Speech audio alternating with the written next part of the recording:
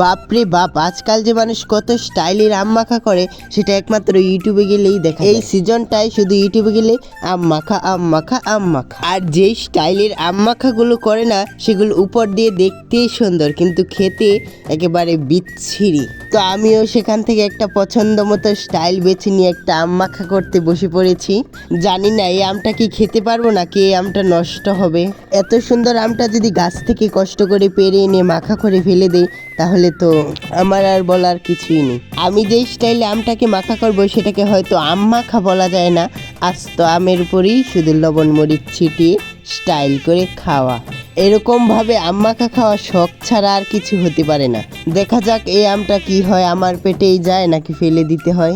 আমি শুধু ভাবি যে লোকেই চোকলা শুদ্ধ আমগুলো খায় কি করে। আমি তো ওদেরকে বলছি ঠিকই, কিন্তু দেখো আজ আমি সেরকম চোকলা শুদ্ধ আম মাখা নিয়ে বসে পড়েছি খেতে। তোমরাও কি এরকম ভাবে আম মাখা কখনো বাড়িতে ট্রাই করেছো? অবশ্যই কমেন্টে জানিয়ে যেও। ভাই এখন খাওয়ার পালা, খেয়েই দেখা যাক কেমন হয়েছে। একদম যা ভেবেছিলাম তাই হয়েছে, একেবারে বিচ্ছিরি। তোমরা কখনো এরকম আম মাখা বাড়িতে ট্রাই করো না, দরকার হলে পলে পলে সেই আগের দিনের মতো লেটকা করে মাখা খেয়ে খেয়ে নিও। এই আস্তে আস্তে আম কখনো খেতে যেও না তোমরা। এই জন্যই তো বলে যে চকচক করলেই শোনা হয় না।